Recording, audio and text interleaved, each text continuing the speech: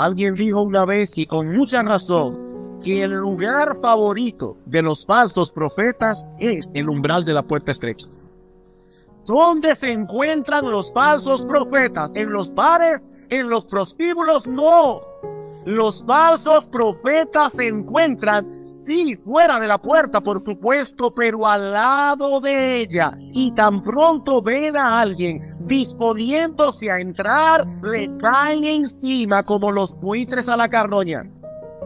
Hermanos, ¿cuántos aquí no han pasado por la experiencia de predicar el evangelio a familiares y amigos que antes no mostraban ningún tipo de interés en las cosas espirituales? Ninguno. Eran totalmente apáticos.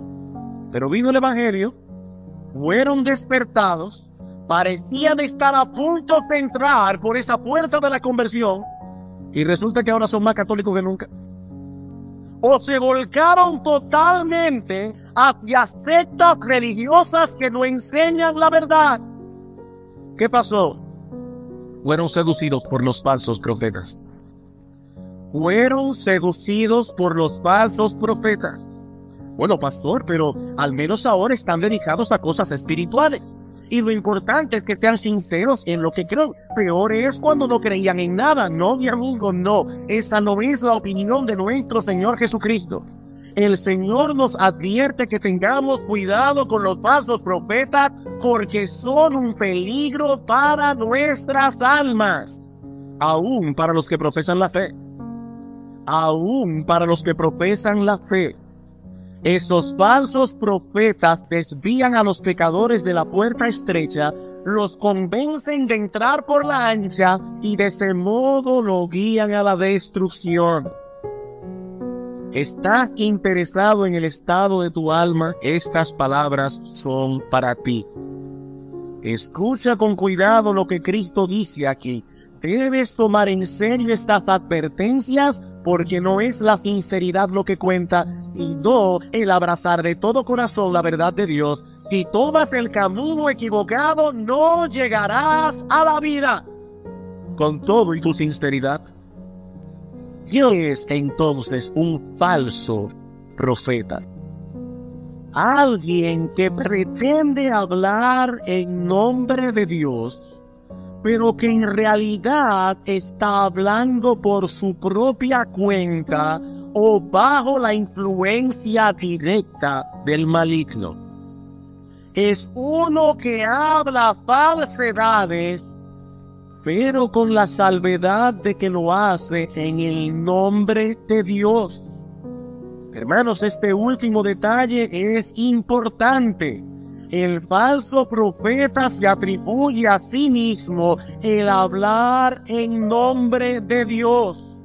Él no se para en una esquina y dice, Dios ha muerto, Dios no existe, así que yo les pido que me escuchen a mí, que se olviden de la Biblia y escuchen mi voz. No, eso sería demasiado obvio, nadie sensato lo escucharía. Pero cuando viene un hombre con una personalidad atractiva, con una Biblia en la mano, con una oratoria persuasiva, hablando en el nombre de Dios, mencionando continuamente al Señor Jesucristo, entonces es mucho más difícil discernir que se trata de un falso profeta. Él no viene hablando en su propio nombre, sino en el nombre de Dios. He aquí lo que Dios me ha revelado. O dirá, he aquí lo que dice la Escritura. He aquí lo que dice la Escritura. Y citará un texto aquí y otro texto allá, generalmente fuera de contexto, y muchos incautos serán atraídos al ver que el individuo está usando un lenguaje bíblico.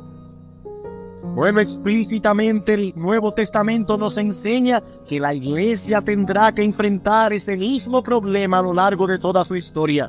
En Mateo capítulo 24, versículos 4 al 5 dice el Señor, mirad que nadie os engañe, porque vendrán muchos en mi nombre diciendo, yo soy el Cristo, y a muchos engañarán. Y más adelante en el versículo 11 dice, y muchos falsos profetas se levantarán y engañarán a muchos. Hermanos, noten con cuidado las veces que la palabra muchos se repite en el texto. Vendrán muchos en mi nombre, muchos serán engañados, muchos falsos profetas se levantarán, engañarán a muchos. En 2 Corintios 11, 13 al 15 dice Pablo que el mismo Satanás se disfraza como ángel de luz y que también sus ministros se disfrazan como ministros de justicia.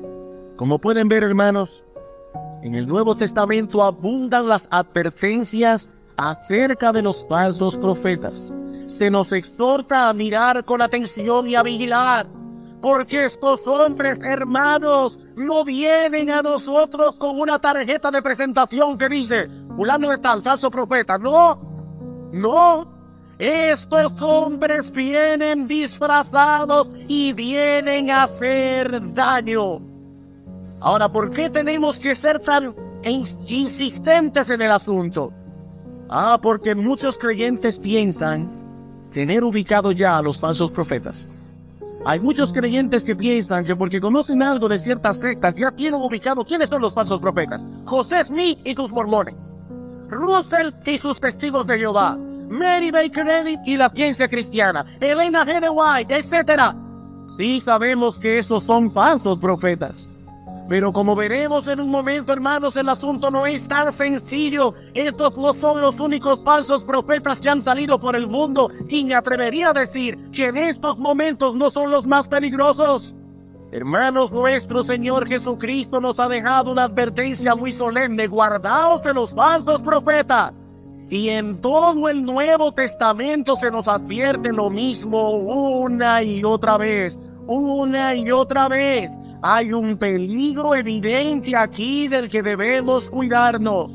Mis queridos hermanos, no debemos tomar estas palabras con ligereza. No debemos ser simples. El Señor dice, guardaos, manteneos en guardia, vigilantes.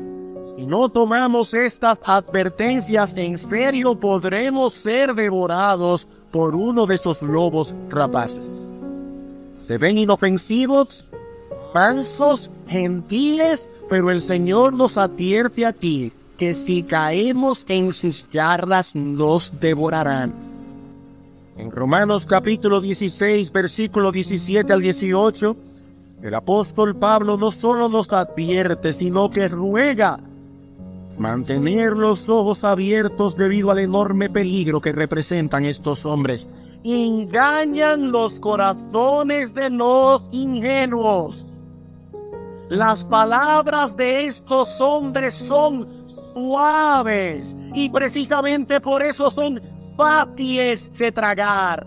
El discurso de ellos parece bueno, el discurso de ellos parece útil, beneficioso. Ellos no vienen a nosotros diciendo, yo no creo que la Biblia es la palabra de Dios. No, vienen encubiertamente, hablando de cosas que nos parecen útiles, hablando de la unidad familiar, hablando de la crianza de los hijos, hablando del matrimonio, hablando de la salud.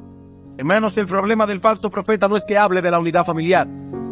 El problema del falso profeta no es que hable de la crianza de los hijos, aunque yo no sé por qué este es el tema favorito. Pero ese no es el problema, hermanos. Tenemos que predicar acerca de la familia, tenemos que predicar del matrimonio, tenemos que predicar de los hijos. El problema es que entretienen a los hombres con esos temas, pero no les hablan nunca del arrepentimiento, no los enfrentan con sus pecados, no les hablan de esa fe en Cristo que nos lleva a abrazarlo tal cual Él es ofrecido en el Evangelio, no solo como nuestro sacerdote y salvador, sino también como profeta y rey. En otras palabras, hermanos, y escuchen esto con atención, su veneno no aparece siempre en lo que dicen, sino en lo que no dicen. El veneno del falso profeta no siempre viene envuelto en lo que dice, aunque muchas veces sí. Muchas veces sí. Pero también introduce veneno a través de lo que calla. ¿Qué hacen los falsos profetas? Ellos no echan a un lado la Biblia. Aquí no dice que estos hombres echan fuera la palabra de Dios, no. Aquí dice que por un lado le añaden y por el otro le quitan. Mantienen ciertas cosas esenciales de la Biblia. Hablan de Cristo, de su muerte en la cruz, de confiar en Él, pero todo eso viene a ser en su predicación un conjunto de frases sin sentido.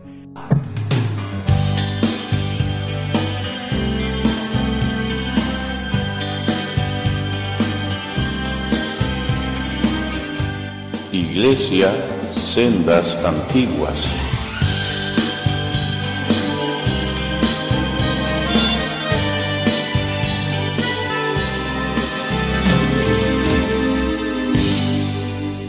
En aquel tiempo ser profeta era no ser aplaudido ni por la iglesia ni por el pueblo.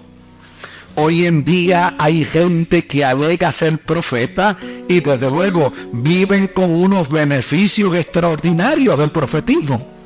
Pero en el tiempo de los profetas de Israel, ser profeta de Israel era prácticamente disponer su vida para la muerte. Por eso cuando Jesús llora sobre Jerusalén, lo primero que le dice a Jerusalén es: Jerusalén, Jerusalén, que matas ¿a quiénes? Matas a los profetas y a aquellos a quienes Dios ha enviado. En el caso de Jeremías, Jeremías se levantó como resultado del silencio del sacerdocio de Israel. Y se levantó como resultado del silencio de algunos profetas.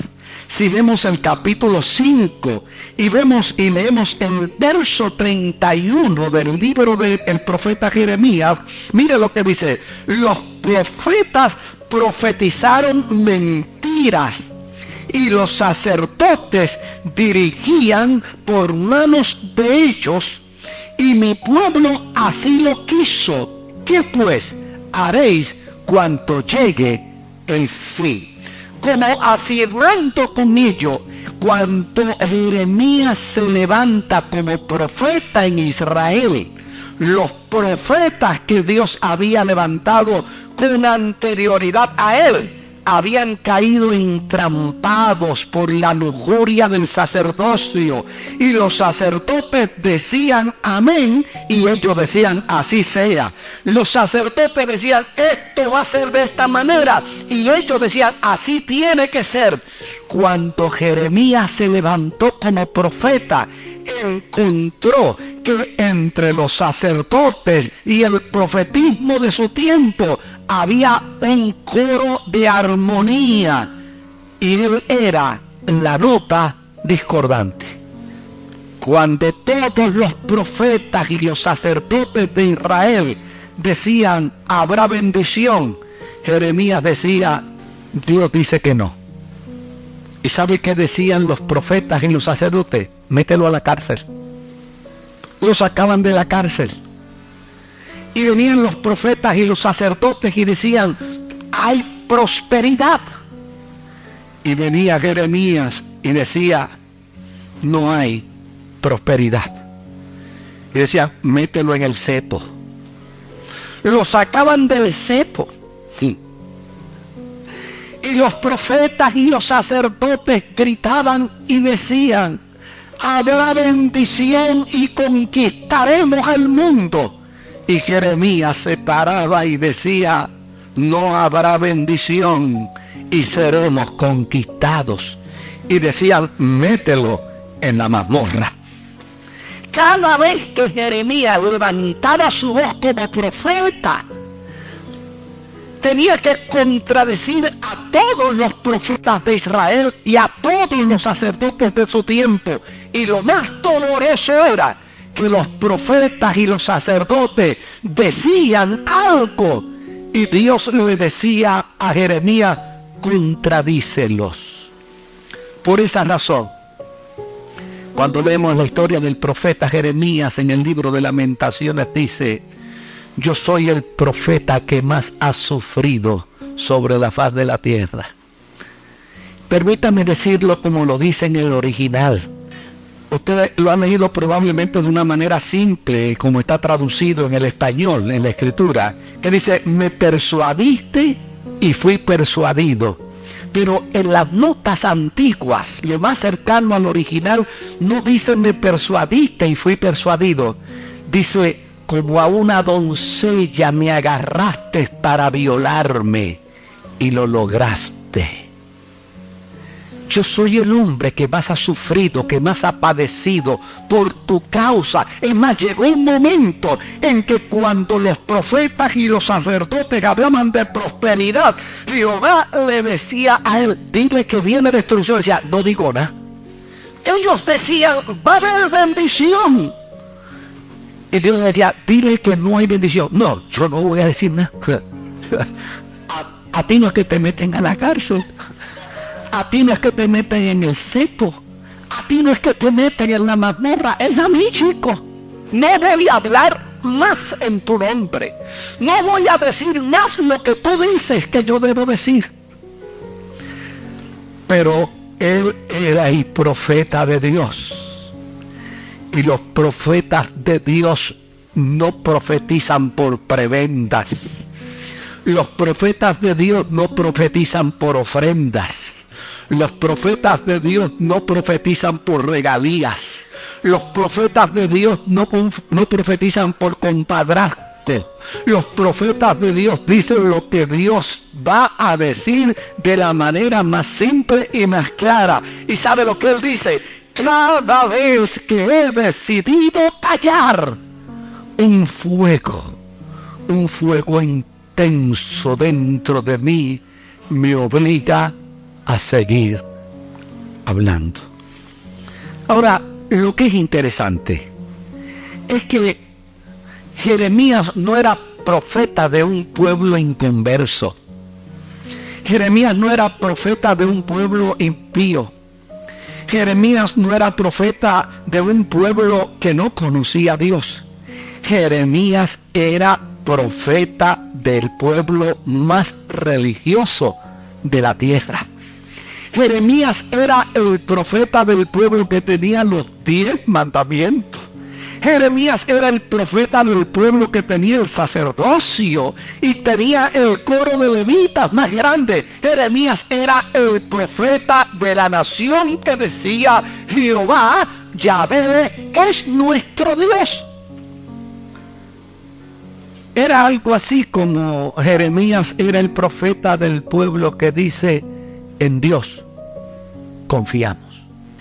Si leemos el capítulo 7 del libro del profeta Jeremías y leemos los primeros 3 versos, dice: palabra de Jehová que vino a Jeremías diciendo: ponte a la puerta de la casa de Jehová y proclama allí esta palabra y di: oíd palabra de Jehová todo Judá, los que entráis por estas puertas para adorar a Jehová. Así ha dicho Jehová de los ejércitos, Dios de Israel: mejorad vuestros caminos y vuestras obras, y os haré morar en este lugar. Note bien dónde Jeremías era profeta. Jeremías era profeta en la puerta del templo de Israel. Así es que antes que el sacerdote hablara, Jeremías hablaba afuera.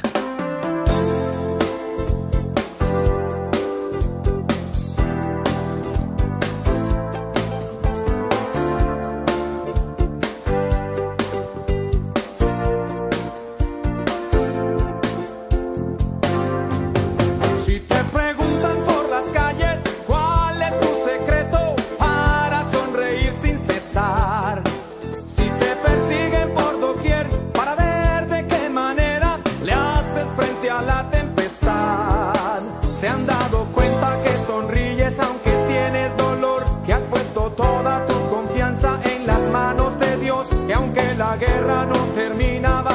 hablando de paz. Y aunque en las vides no haya frutos, siempre tú cantarás. Todo está bien, aunque te digan lo contrario. Todo está bien, su mano te sostendrá. Él cumple sus promesas, Él calma la tormenta. En Él está tu seguridad. Todo está bien, aunque tu barca se estremezca. Todo está bien, tu vida mejorará. Él calma la tormenta. En Él hay seguridad.